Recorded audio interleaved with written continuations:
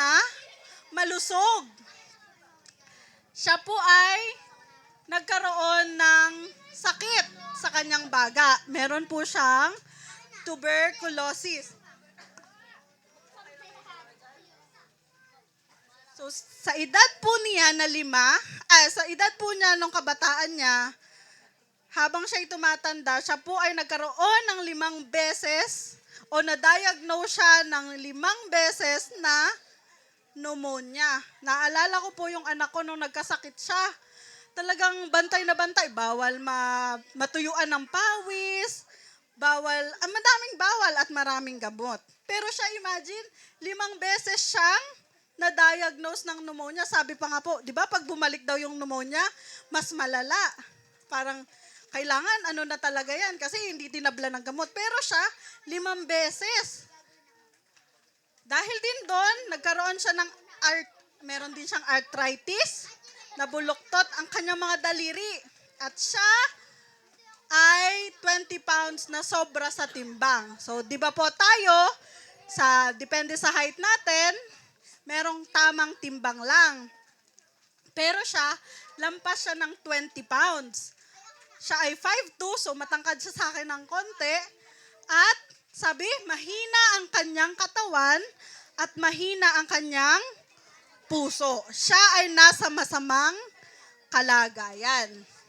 Pero, hindi po yun naging hadlang kay Lola Mavis. Sabi, noong siya ay 62, narinig ni Mavis ang isang panayam ni Dr. Charles Thomas. So, matanda na rin siya nung marinig niya yung tungkol sa kalusugan. Narinig niya ang lecture ni Dr. Charles Thomas galing sa Loma Linda University tungkol sa benepisyo ng kalusugan sa paglakad. So, sa paglakad siya yun ang una niyang nalaman kung ano ang benepisyo sa paglakad. Kaya naman, sinubukan niya ang Early Bird Walking Program. So, tuwing umaga, siya ay naglalakad. So, madaling araw, lalanghap siya ng magandang simoy ng hangin at maglalakad. At nag-U-turn ang kanyang kalusugan. Habang lumalakas siya, nagsimula na siyang jogging. At nagustuhan na niyang jogging. Hindi lang pala nagsimula siya sa paglakad. Kasi, di ba, sabi ko nga, may arthritis siya, may pneumonia siya. So, nagsimula siya sa mabagal lang muna. Naglakad hanggang nag-jogging. At hindi nagtagal, nawala ang dagdag na timbang niya. Nawala yung excess na 20 pounds. Nawala ano yung nawala? Ano yung nawala? Nawala din ang pulmonya niya. At bumaba ang pulse rate niya mula 74 hanggang 54. At nawala ang problema niya sa puso. At dahil dyan, sinabi ng kanyang manggagamot na nasa puso niya, ang puso daw niya ay parang edad 22 years old. Siya ay ilang taon? 60? 62. Siya ay 62 years old. Pero, sabi, siya ay parang yung puso niya ay 20. Grabe. Bumaba. Pero nung una, sobrang malala na siya, di ba? Parang, siguro marami na siyang maintenance, marami na siyang iniinom na gamot. Pero, dahil sa kanyang unti-unting pagbago ng kanyang sistema, nagsimula siya sa paglakad. So, hindi talaga maganda yung laging nakamotor. Ayan. So, nagsimula siya sa paglakad at nung lumalakas na ang kanyang sistema, kaya na niya yung cardio niya, unti-unti siyang nagsimulang mag-jogging hanggang na-reverse ang kanyang kalusugan. At sabi nga, really, exercise can do wonders. So, napakagaling. At age 69, si Lola Mavis ay nakakompleto ng kanyang Sacramento Pepsi 20-mile run. So, mahigit 30 kilometers to, around that. At 69 yon, sumunod nun, nag-next level ulit siya. Then she moved on to the next level, sumali ulit siya At nung age 70 na, nakumpleto na niya ang kanyang first marathon. At siya ay patuloy na tumakbo. At ayan si Lola Mavis. Siya ay 86 years old at nakumpleto niya ang kanyang 64th marathon. Siya ay na-feature o nakita, inilathala ang kanyang pangalan sa isang sikat na pahayagan at meron doong special quote na kasabi, noong November 9, 1993, sabi, "Don't look back, Father Time. Mavis Lindgren, 86, is gaining on you." Di ba baliktad? Tayo kasi, time is running out. Nauubusan tayo ng oras. Pero pagdating kay Lola Mavis, baliktad. Habang tumatagal, mas lalo siyang nakikinabang dun sa time niya. Sa kanya, pagka mas mahaba yung panahon ko, baka mas lalo pa siyang bumata, di ba? So, napakaganda ng binaliktad niya yung paniniwala na matanda na kasi ako, hanggang ganito na lang ako. Hindi pala totoo yun kasi pinatunayan ng isang lola na kaya pa natin. Si Lola Flor, kaya mo pa Lola Flor? Di ba? Kaya pa. Ayan. So ngayon, patuloy na tumakbo si Mavis hanggang siya ay 90 years old. Sa loob ng mahigit 2 dekada, siya ay nakapag-marathon ng 75 ulit. 75! Di ba? Napakalayo niyan. Napakagandang kwento ng buhay ni Lola Mavis. Di ba? So ngayon po, ang ehersisyo ay tinatawag na wonder drug. Ang tanong, bakit? Ano bang nagagawa ng pag-ehersisyo? Ngayon, tingnan natin ang ilan sa mga ito dahil kaya nitong gumawa ng kakaiba o hindi natin iniisip sa ating mga buhay. Kaya niyang gumawa ng himala. Number 1. Okay, 8 lang po ito. Mabilis lang. Number 1, ang ehersisyo ay nagpapalakas ng puso at nagpapababa ng presyon ng dugo. Okay? Sabi? Number 2, ito ay nagpapabuti ng daluyan ng dugo at nagpapababa ng kolesterol. Pangatlo, ang ehersisyo ay nagpapataas ng enerhiya at nagpapalakas ng immune system. Pang-apat, ito ay nakakatulong para maiwasan pati na rin ang reverse type 2 diabetes. So, yan po ang ilan sa mga na itutulong ng pag-ehersisyo. Pang-5, nilalabanan nito ang labis na katabaan sa pamamagitan ng pagsunog ng calories at tumutulong sa atin upang pamahalaanan ang ating timbang. At pang-6, ang ehersisyo ay nagpaparami ng endorphins na kung saan ang mabuting pakiramdam na chemical. Ito daw po ang endorphins, ang tinatawag na happy hormones. So pagka yung katabi natin ay masungit, hindi nag-exercise. Okay? Next, second to the last, ito ay nagpapataas ng chemical na aktibidad sa utak na nagpapatalim sa ating pangangatwiran at memorya. Okay? So, nagiging logical thinker tayo. At ang huli, ang ehersisyo ay maaaring magpaantala ng pasisimula ng sakit na Alzheimer's. So, gusto nyo magka-Alzheimer's? Siyempre, ayaw natin. Kaya, magwa-walking na tayo. Alright? So, for the last time, let us keep moving. Tayo patuloy na gumalaw, maging malusog at masaya. So ngayon, ang ating motto, nasa na ang motto? Ang ating motto, sabay-sabay ulit nating banggitin. Para sa... Ayan. So muli po, magandang gabi. At naway ang bawat isa sa atin ay patuloy na maging masaya at malusog.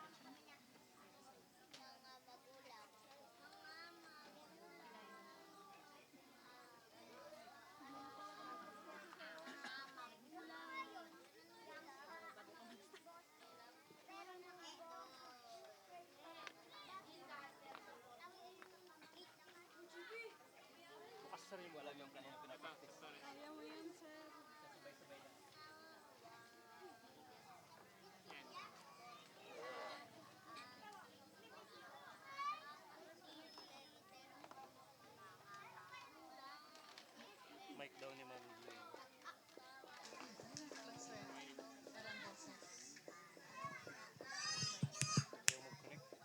Ayan, bago po natin mapakinggan ang mensahe na pampamilya mula kay Pastor Lani Esteves, ay kami po muna ay maghahandog ng isang awit papuri.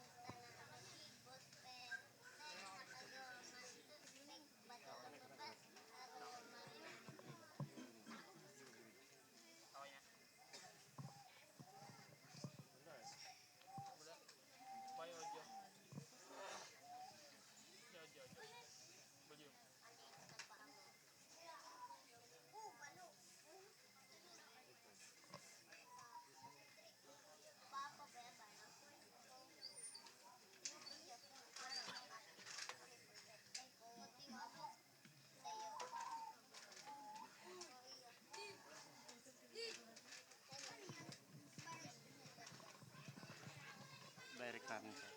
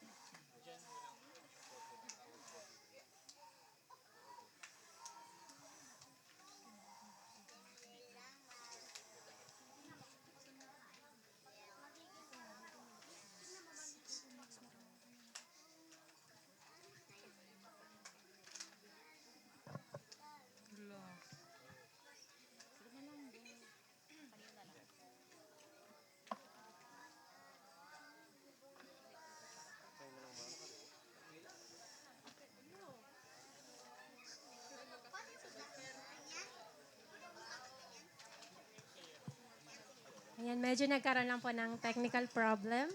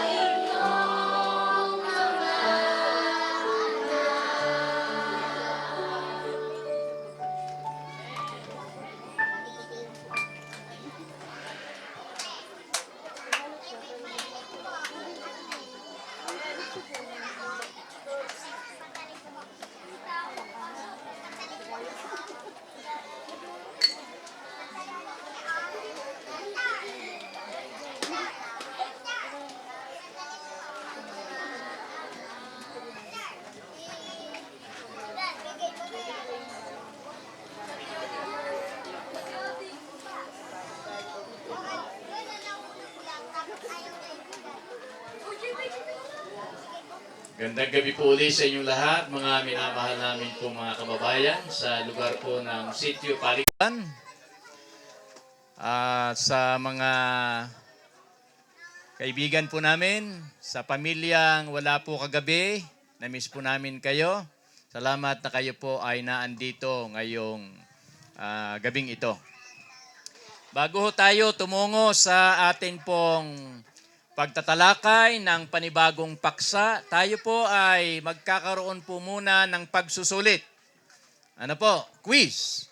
Para ma-review tayo. Meron po akong 4 na tanong at merong 4 na mga premyo dito. Okay? So, paunahan po ng pagtaas ng inyong kamay. Pag tama ang inyong sagot, mayroon kayong premyo. Okay. Sige. Atin na munang tumuna tayo sa ating mga tanong. Ang unang tanong. Okay. Display muna natin. Ito ang unang tanong. Ano ang tema natin ngayong week o ngayong linggong ito sa ating ginagawang aktibidad gabi-gabi sa lugar na ito? Taas ang kamay. Ano ang tema? Sa hulihan.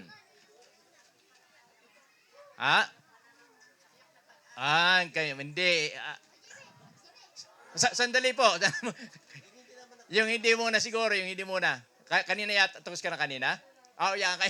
Yung pong nakakuha ka na kanina, ipagpaamanin niyo po ha. Gusto sana namin. Kaya lang, limitado rin po ang aming regalo. So, pagbibigyan natin po yung iba na hindi pa nakakakuha ng premyo. Sige ho. Ano?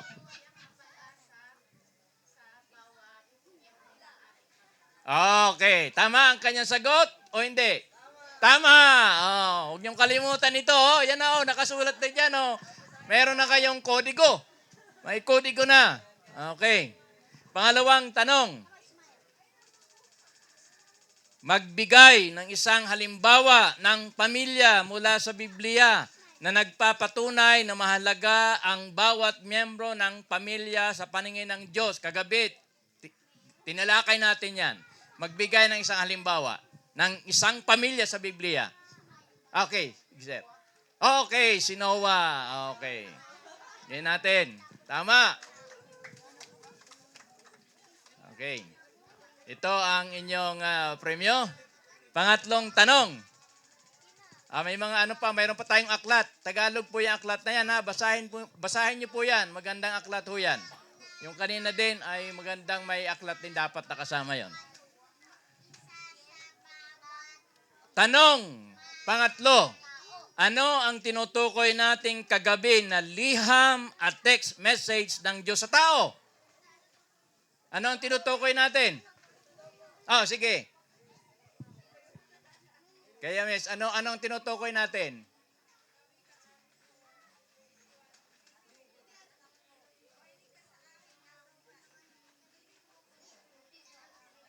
Okay, sa maikling salita, ano yon? Okay, tama. Okay, ito, pakikuha ng iyong premyo. Ang liham na tinutukoy natin at text message ng Diyos sa atin ay ang Biblia. Okay, panghuling tanong.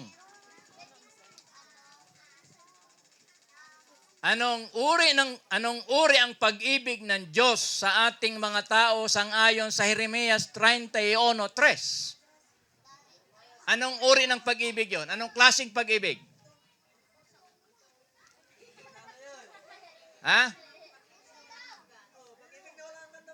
Pag-ibig na walang hanggan. Kayo po sumagot, nanay? Okay. Yan. Wala kayo. Okay. Nakakuha na pala ho kayo. Okay. Sige, di bale. Hindi na ho nakasulat dyan kasi may nakahanda eh. Para patunayan ang kanyang walang hanggang pag-ibig sa ating mga tao, ano ang ginawa ni Jesus para sa atin? Binasa ko yan kagabi. Yung hindi pa nakakuha. Yung hindi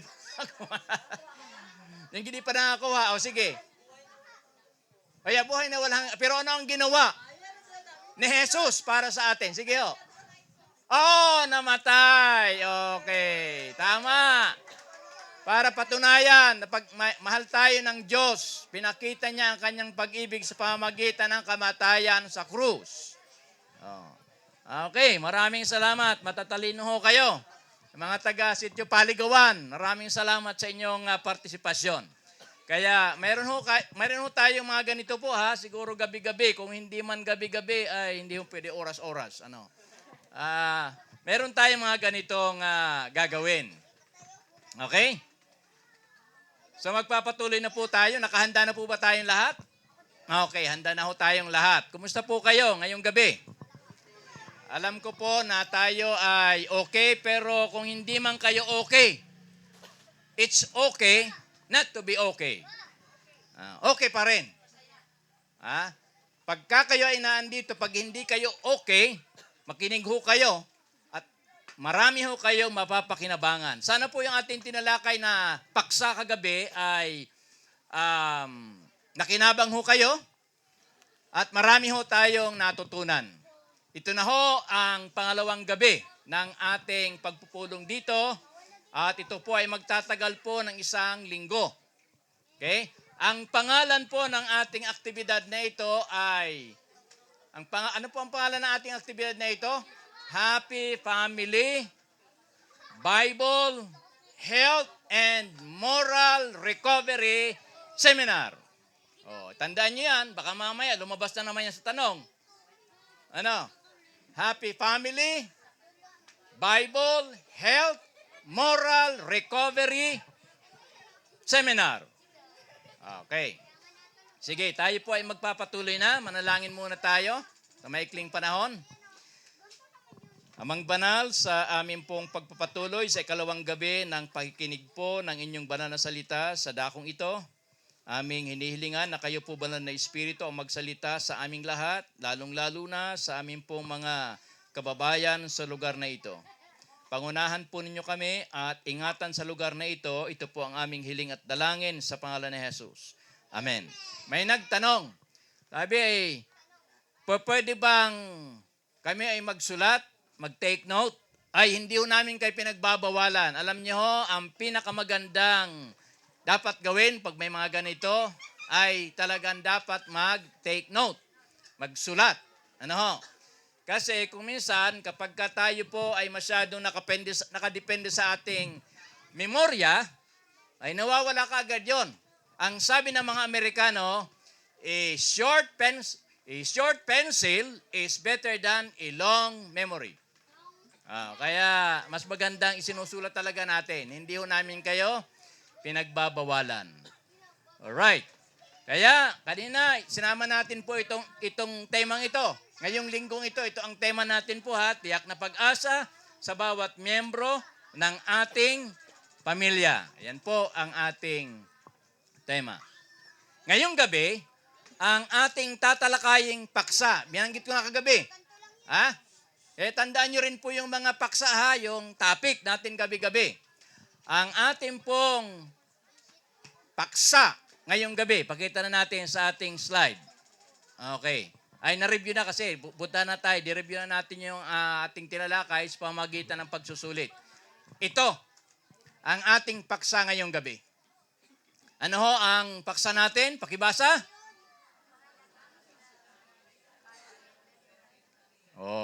Okay. Pakinggan nyo.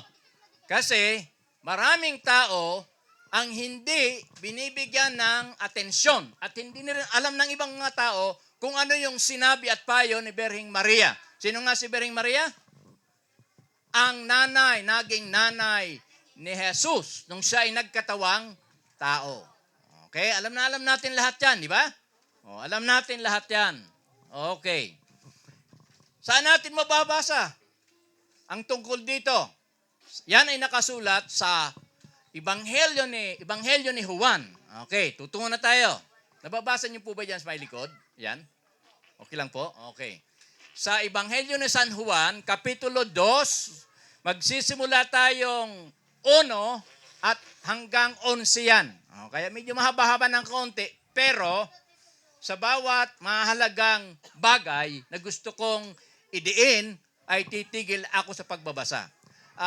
Katulad ng ginawa natin kagabi, ay hinahayaan ko rin kayo na magbasa. Ha? Okay lang po ba sa inyo na kung halimbawa sabihin kong kayo pa ang magbasa, basahin nyo?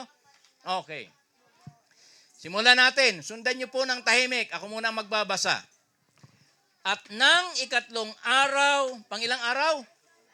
Ikatlong araw, ay nagkaroon ng isang kasalan sa Kana ng Galilea. O, doon ito sa Israel, nung panahon ni Jesus. Alam nyo, ang kasalan sa lugar na yon ay hindi tumatagal ng 2 araw lang o 1 araw lang. Tumatagal ng mahabang araw, hindi lang 1 linggo marahil, mahigit pa. Sa pangatlong araw pa lang ng kasalan, doon sa Kana ay nagkaroon ng problema. Ngayon, tuloy natin. At naroon naman, sa kasalan na yon, sa kasalan na yon, naroon ang ina ni Jesus. Sino ang ina ni Jesus? Si Maria. Sunod na talata. At inanyayahan din naman si Jesus. Inanyayahan si Jesus noong pamilyang mayroong ikakasal. Alam nyo kung bakit ko nilagyang kulay yan, hinighlight ko yan, na pula? Sapagkat mayroon akong gustong idiin dito. Sa kasalan, sa pamilya, o personal naman na buhay, dapat inaanyayahan natin sa Jesus. Huwag niyong kalimutan, mga magulang. Anyayahan ninyo sa inyong pamilya, sa inyong tahanan, sa iyong buhay mismo, ang presensya ni Jesus. Sapagkat napakahalaga yan. Makikita natin mamaya kung ano ang nangyari. Kaya inanyayahan nila si Jesus. At ganoon din, inanyayahan ang kanyang mga alagad, ang mga disipulos ni Jesus. Doon sa kasalan. At nang magkulang ang alak, alam nyo, ang alak sa Biblia, 2 klase yan. Yung tinatawag na unfermented, ang tawag doon. Kung sa ngayon, sa atin, ang tawag natin yan ay juice. Okay? Juice ang tawag, hindi yan nakakalasing. Yung isang klase ng alak sa Biblia, yung nakakalasing, ang tawag doon ay fermented wine. Yun ang nakakalasing. Pero yung alak dito ay hindi yung nakakalasing. Juice ang tawag doon. Okay, tuloy natin. Ang ina ni Jesus ay nagsabi sa kanya, wala na silang alak. Ito ngayon ang problema. Nagka-problema. Nakakahiya yan. Sino sa inyo rito may ikakasal na anak? Wala, huwag na kayo magtaas ng kamay. Pero meron, okay.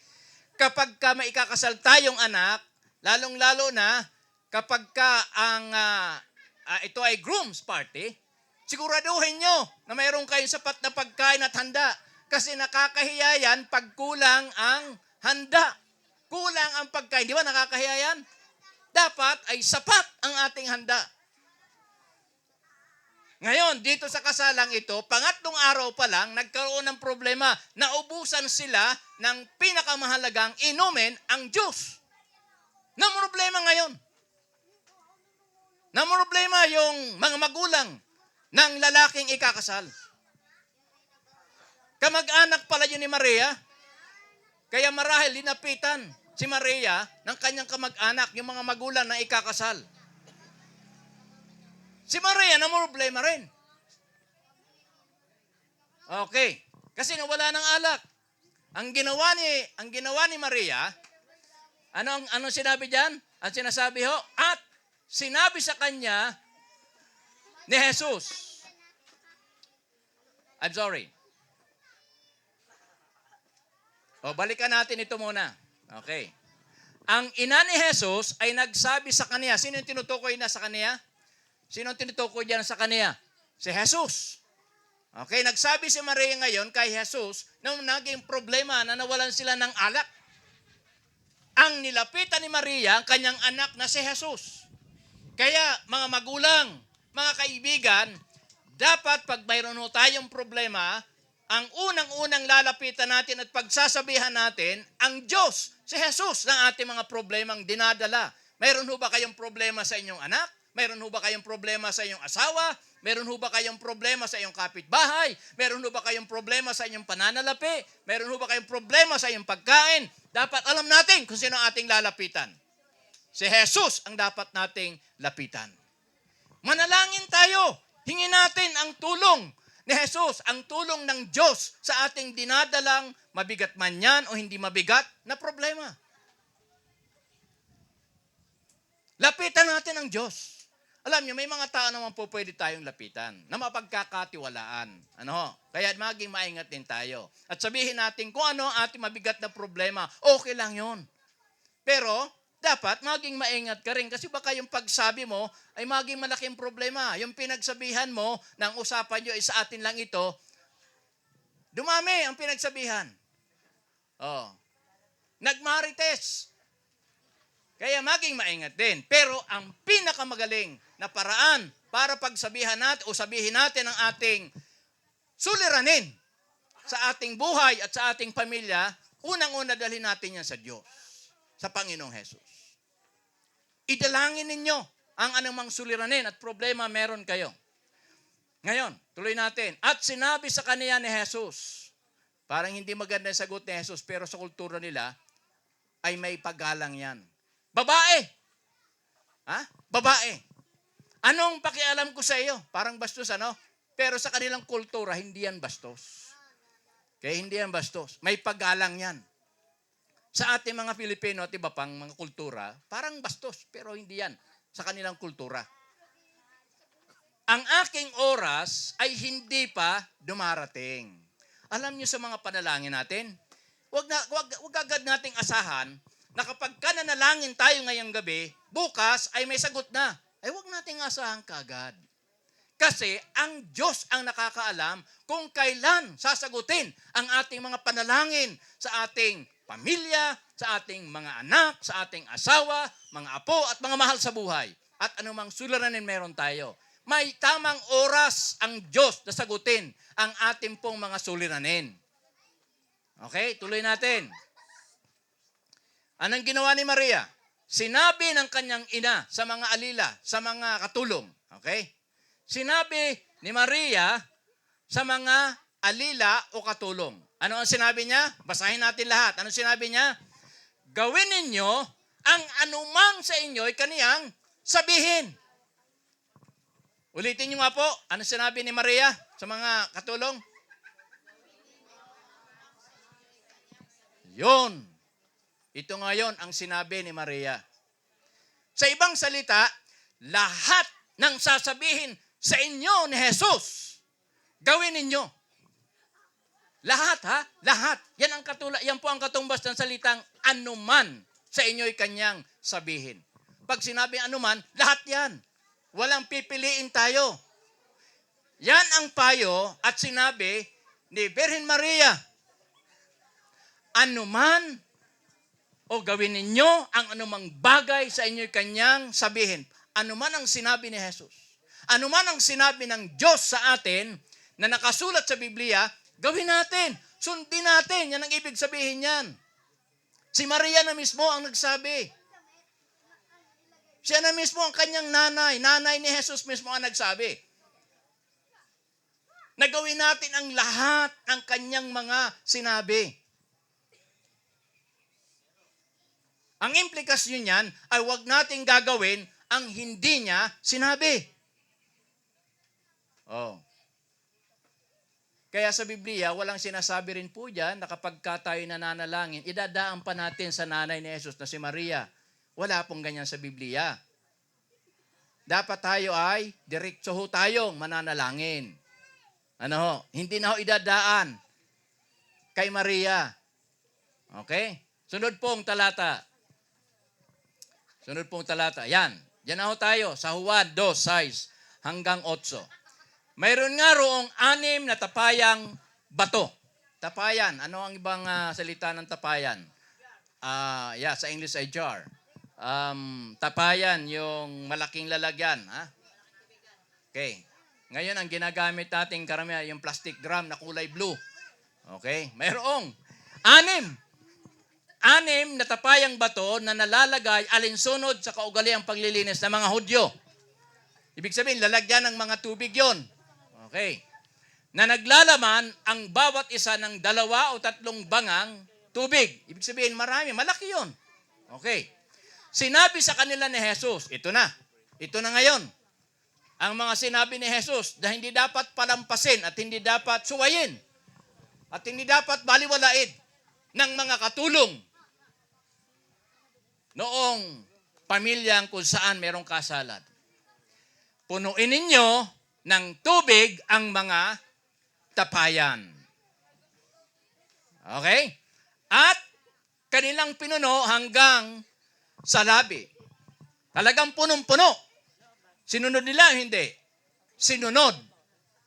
Okay? Sinunod ng mga katulong. Kasi ang sabi ni Maria, ang nanay ni Jesus, sundin nyo ang anumang bagay na sasabihin ni Jesus sa inyo.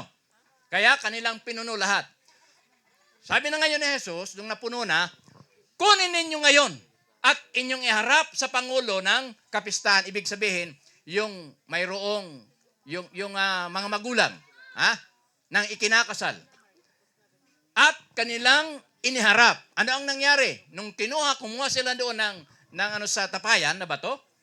Okay, doon na tayo sa sunod na slide. Malalaman natin. Diyan sa Juan 2:9 hanggang 11. Pwedeng isunod na natin yung slide. Sunod na tayo, sunod na slide na. Pero ano yata, yan, okay. Sunod na slide. At nang matikman ng Pangulo, okay, ng mga magulang nung lalaking ikakasal, ng kapistahan, ang tubig na naging alak nga. Ano ang nangyari sa tubig? Naging juice, naging alak. Sabi ko nga sa inyo, itong alak ay unfermented wine. Juice, ang katapat niyan ngayong modernong panahon. At hindi niya nalalaman kung saan galing. Datapwat nalalaman ng mga alila na nagsikuhan ng tubig ay tinawag ng Pangulo ng Kapistahan ang kasintahang lalaki. At sinabi sa kaniya, ang bawat tao ay unang inilalagay ang mabuting alak. Alam nyo, pagka tayo po ay maghahanda, ay maghanda na tayo ng pinakamasarap. O yung masarap na. Di ba? Kasi nakakahiya kapag hindi ho tayo maghahanda ng hindi masarap. Pag uwi ng mga ininyayahan nyo, pag uwi niyan, magkikwentuhan yan. Paanyaya pa, hindi naman masarap pala yung pagkain. Kaya kung kayo mag-aanyaya, edi pasarapin na ang pagkain. Para wala tayong maririnig ng mga kritiko. Mga criticism. Okay, tuloy natin. At kung mga kainom ng mabuti ang mga tao, ay saka inilalagay ang pinaka masama. Itinramo ang mabuting alak hanggang ngayon. Ibig sabihin, yung ginawang alak ng Panginoong Jesus. Yung tubig na naging alak. Ano ang tawag pa ganon? Ano ang tawag sa ganon? Milagro. Sa English ay miracle. Hindi mo pa ipaliwanag yan. Milagro nga eh. Milagro yon. Saan ka nakakita? Wala na ako mabasa sa Biblia na katulad nito na yung tubig ay naging alak. Kasi yun lamang ay pwedeng gawin ng Diyos. Pwedeng gawin ni Jesus sapagkat siya ay Diyos. Tinira mo ang mabuting alak hanggang ngayon. Mas masarap pala yung ginawa ni Jesus. Kaya alam niyo ho, pagka ang Diyos ang gumawa sa buhay natin, mas masaya, mas maganda. Ulitin ko, kapag ka ang Diyos ang gumawa sa inyong pamilya, sa ating buhay mismo, mas masaya at mas maganda. Alright. Tuloy natin. Ang pasimulang ito ng kanyang mga tanda ay ginawa ni Jesus sa Kana ng Galilea at inihayag ang kanyang kaluwalhatian at nagsisampalataya. Ano ang nangyari? Ano ang nangyari doon sa milagro na yon? Baka itanong ko yan sa ating quiz. At nagsisampalataya sa kaniya ang kanyang mga alagad at marahil hindi lang ang mga alagad, ang mga disipulos ni Kristo, kundi ang mga tao.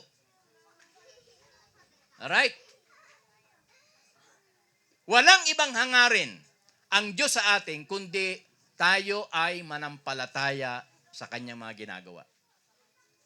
Ha? Maniwala tayo sa kanyang mga ginagawa. Kaya sabi ko gabi, uulit-ulitin natin banggitin ang salitang pananampalataya, nagsisampalataya, kasi importante yan. Ang ibig sabihin po niyan ay naniwala, sumunod. Kasi pagka hindi ka naniwala, ay hindi ka susunod. Kaya ang salitang naniwala ay mayroon niyang pagsunod. Alright? Alright, sunod.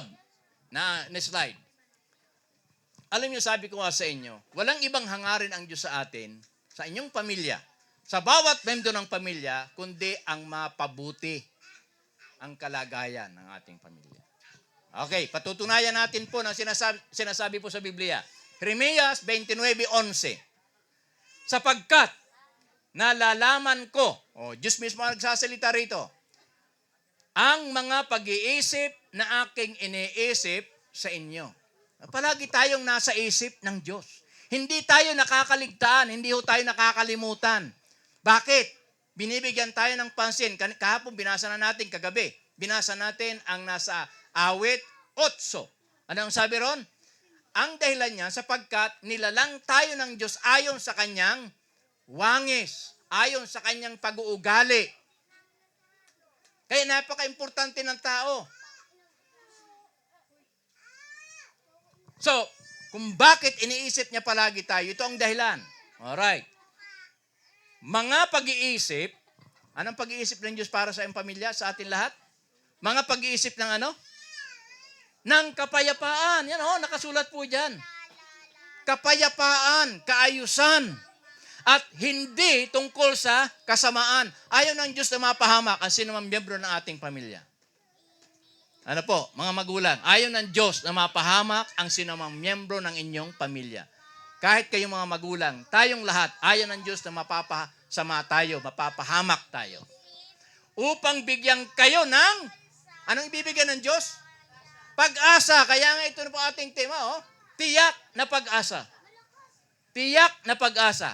Binibigyan tayo ng Diyos ng tiyak na pag-asa sa inyong huling wakas. Alam niyo ang huling wakas, dalawang bagay yan. Una, kapag ka ang tao ay namatay, yun ang wakas ng buhay niya. Ibig sabihin, wala na siyang magagawa. Di ba? Okay. Ang huling wakas ay yung pong pagbabalik ng ating Panginoong Hesus sa lupang ito. Pag-aaralan pa ho natin yan. About sa ikalawang pagbabalik ng ating Panginoong Hesus. Okay. Ngayon, magtatanong siguro tayo. Bakit ang ibang mga tao ay nakikinabang kapag ka sila'y nakikinig, nag-aaral, nagbabasa ng Biblia? Bakit? Ano kayang dahilan? Ito. Una, Thessalonica 2:13. At dahil naman dito, kami ay nangagpapasalamat na walang patid sa Diyos, na nang inyong tanggapin sa amin ang salita na ipinangaral. Katulad dito, pangangaral po ito. Nangangaral ho tayo dito sapagkat mahalaga ito.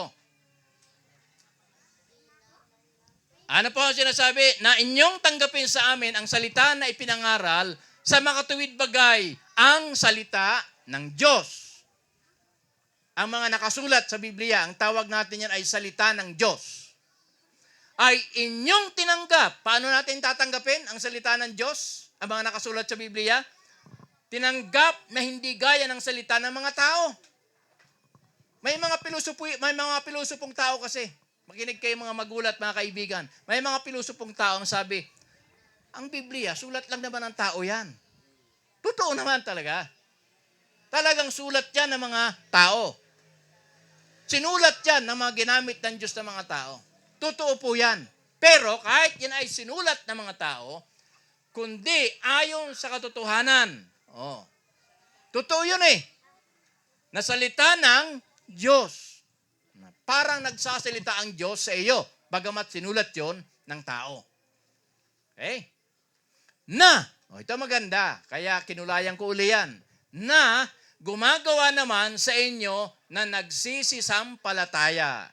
Kaya kapag tayo po ay nakikinig, nag-aaral ng salita ng Diyos, ng Biblia, Ano po ang dapat gawin natin? Magsisampalataya ho tayo. Maniwala ho tayo. Yan po ang ibig sabihin niyan. Hindi yung narinig dito, labas po sa kabila. Hindi ganon. Nagsisampalataya tayo. Sumusunod ho tayo. Okay? Ngayon, bakit walang pakinabang ang iba kapag ka sila nakikinig at taga-aral ng Biblia? Yan po ang sunod na talata. At yan ay mababasa ho natin sa sunod natin slide. Sa mga Hebreo 4:2. Ito ang dahilan kung bakit aral ng aral, pakinig ng pakinig. Sa salita ng Diyos pero walang pakinabang. Okay. Sapagkat tunay na tayo'y pinangaralan ng mabubuting balita. Katulad sa inyo, pinangangaralan kayo ng mabuting balita. Gaya rin naman nila. Ngunit, hindi nila pinakinabangan ang mga salitang napakinggan. Wala. Useless. Hindi pinakinabangan. Sayang talaga. Bakit? Dahil sa walang kalakip na pananampalataya ang nangakarinig. Kapag ka hindi ho natin pinaniwalaan, hindi natin sinampalatayanan, hindi natin sinunod, wala pong epekto ang salita ng Diyos sa buhay natin. Tandaan niyo po yan, mga minamahal na mga magulang, mga ate, mga kuya, mga bunso. Alright? Meron pa akong 2 talata, tayo magtatapos na po. Ang nakasulat, may nakasulat po dyan sa Mateo 7, 24 hanggang 25. Ano po ang mga mangyayari sa mga taong nakikinig, nagbabasa, at sumusunod, tumutupad sa kanyang binabasa at napapakinggan? Okay, basahin natin. Kaya't ang bawat dumirinig ng aking mga salitang ito at ginaganap, okay, ano yung 2 bagay? Nakikinig at ginaganap. Tandaan nyo, baka lumabas din yan sa quiz, ha? Nakikinig at ginaganap. Ibig sabihin, sinusunod, ginagawa. Ay matutulad sa isang taong matalino. Ang tawag ng Diyos sa taong nakikinig at ginaganap at sinusunod, ang tawag niya doon sa taong yun ay matalinong tao. Kaya matalino kayo sa paningin ng Diyos kapag ka inyong pinakikinggan, sinusunod, ginaganap ang inyong napapakinggang salita ng Diyos. Alright, ganito. Ang comparison, ang paghahalintulad ni Jesus na nagtayo ng kanyang bahay sa ibabaw ng bato. Okay. Pagka ang tinayuan mo ay bato sa ilalim, ibig sabihin, matibay yan. Ang bahay mo ay hindi yan lulubog. Matibay. At lumagpak ang ulan. At bumaha. Ibig sabihin, nagkaroon ng bagyo. At umihip ang mga hangin. At hinampas ang bahay na yaon. At hindi nabagsak. Yan ang kagandahan kapag ka ang pundasyon ay matibay. Hindi masisira ang bahay natin. Okay? Bumaha. Umulan ng umulan. May malakas na hangin. Hindi ho nasira. Hindi nagiba ang bahay na ito. Sapagkat ang dahilan natatayo sa ibabaw ng bato. Kaya ganyang paghalintulad ng Panginoong Hesus sa taong nakikinig, nagbabasa at sumusunod. May dumating mga unos sa buhay natin, problema sa pamilya. Kung may problema ho sa pamilya, dahilan sa alam natin ang salita ng Diyos, hindi po magagapi ang ating pananampalataya sa Diyos. Pero, sa sunod na talata, mayroon pong isang gusto kong banggitin at basahin natin. Kapag ka hindi ho natin ginaganap, pinakikinggan lamang natin. Ito ang mangyayari. Ang bawat dumirinig ng aking mga salitang ito at hindi ginaganap. Yan ang pagkakaiba. Yung isa, pinakikinggan pero ginaganap, ginagawa. Ito naman ay pinakinggan pero hindi sinunod, hindi ginanap. Ay matutulad sa isang taong, anong pangalan ng taong yon? Mangmang. Okay. Ewan ko kung tama ang translation natin sa Tagalog na bubo, okay, ay angkop din na salita kapalit ng salitang mangmang. Pwede rin, ano? Bubo. Mangmang ang tawag doon sa taong yon. Na itinayo ang kanyang bahay sa buhanginan. Ang isa nagtayo doon sa batuhan. Ito naman ay sa buhanginan. Kapag nagtayo ka sa buhanginan, lalo halimbawa, pagpalagay natin, malapit ka sa dagat. Okay. Ha? Maraming buhangin. Okay. Pagka doon ka nagtayo, hindi matibay yan. Malambot. Ang alin? Ang pundasyon. Di ba? Malambot ang pundasyon. Kaya anong nangyari? At dumagpak ang ulan, katulad ng nangyari doon sa bahay ng na inulan, pagkatapos bumaha, umihip ang malalakas na hangin at hinampas ang bahay na yaon. At ano nangyari sa bahay ng mangmang? Bumagsak. Bakit? Kasi doon sa buhanginan, walang pundasyon. At alam niyo yung pagkakasira? Sobra ang pagkakasira.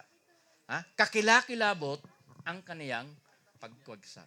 Kaya alam niyo mga minamahal na mga kaibigan, mga magulang, importante na ang ating buhay ay mayroong pundasyon at ang pundasyon nito ay ang salita ng Diyos. Sinusunod ho natin, pinakikinggan ho natin, sinusunod po natin, ginaganap natin ang ating pong pinag-aaralan at pinakikinggan mula sa salita ng ating Panginoong Diyos.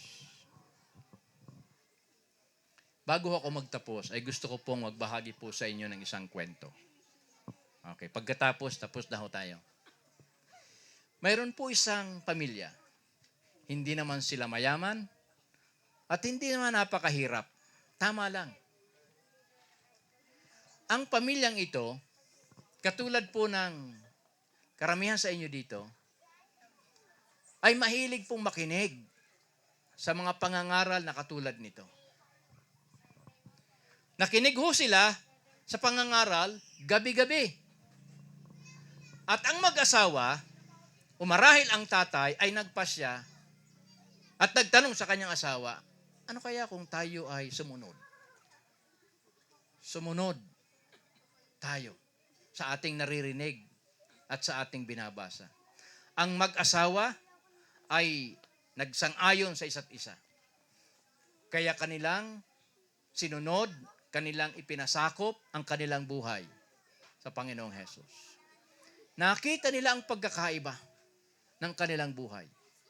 Ang kanilang pamilya ay dating napakagulo at parang walang direksyon. Parang walang direksyon. Noong sila ay nagpasya na sumunod sa salita ng Diyos at idinadalangin nila ang kanilang pamilya, ang kanilang mga anak at silang mag-asawa ay nagdadalanginan. Naging maganda ang buhay, naging masaya ang kanilang pamilya kasi meron pong direksyon na sila. Nagkaroon sila ng tinatawag na, ano nga ito, salitang ito? Nagkaroon sila ng tiyak na pag-asa. At ang pamilyang ito, mga minamahal na mga kapatid, bilang bunga niyan, ay isa po ako sa anak nila. Naalala ko ang aking tatay. Gabi-gabi, naglalasing. Lasinggiro po ang aking tatay. Lasinggiro ho siya.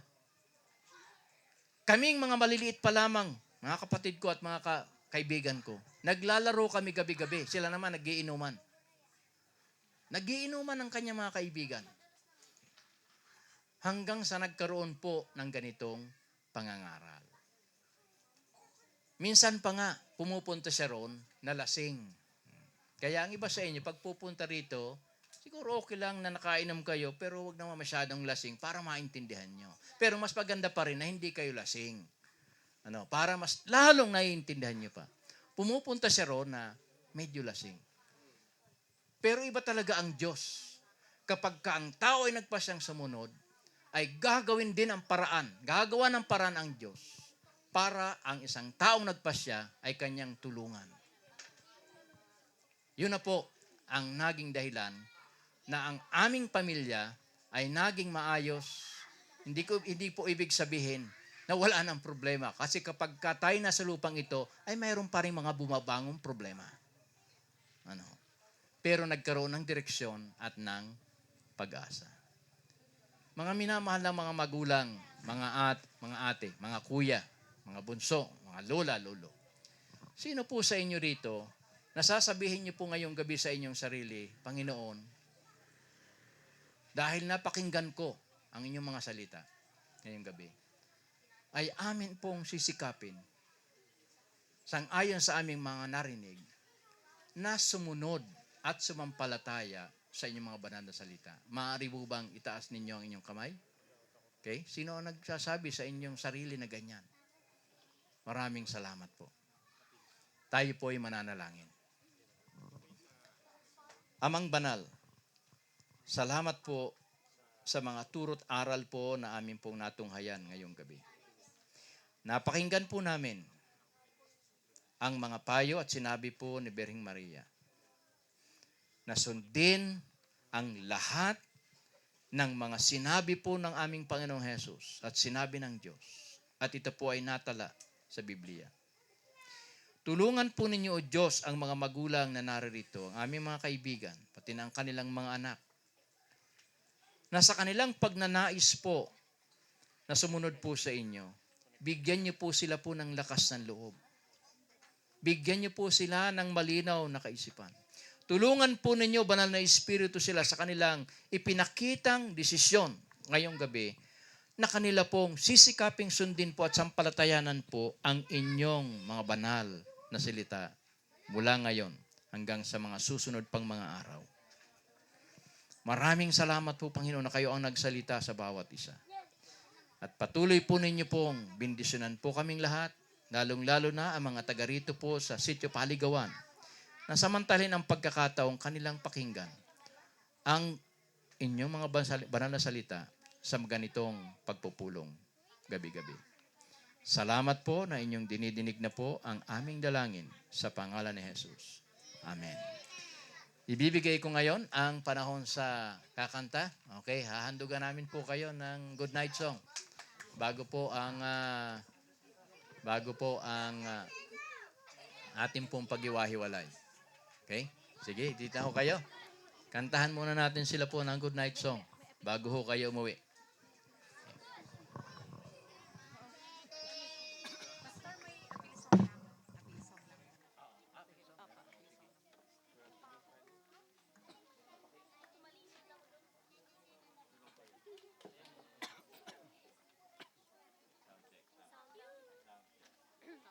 Nawala yung sound ng... Wala. Okay na po.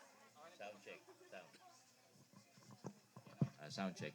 Okay, bago pala yung good night song, bago kayo umuwi, ay mayroon munang isang natatanging bilang pa nakakantahin bago yung good night song. Ipakinggan po natin.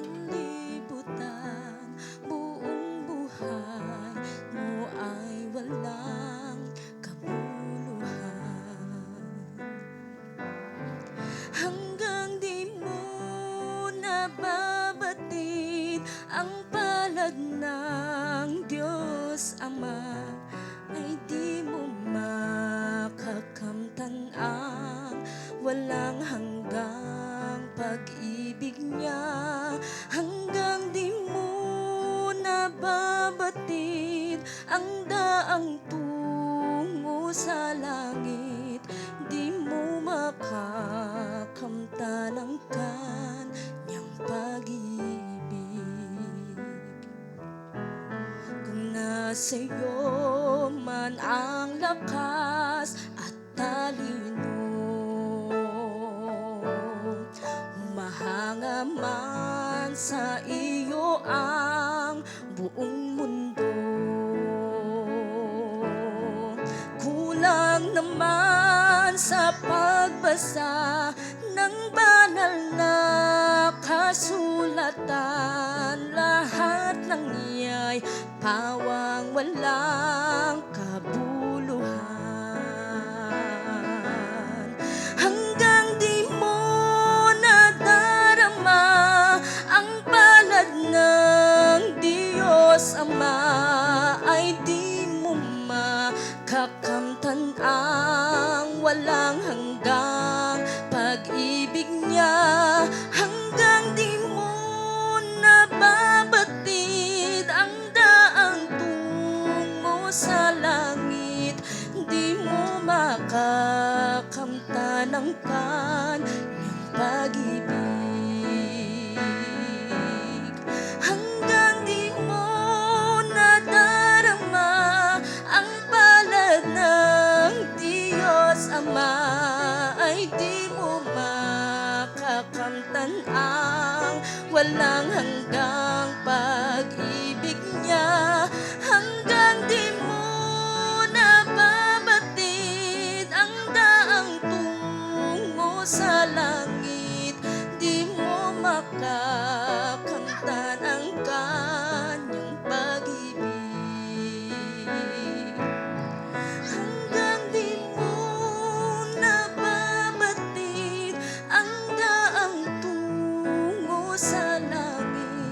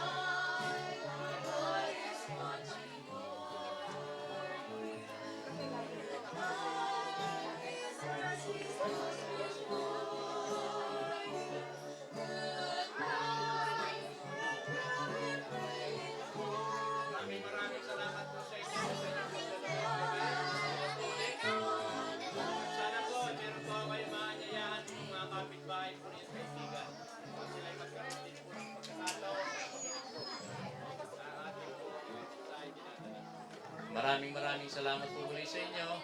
Good night. Pagpalain po kayong lahat ng ating Panginoong Diyos.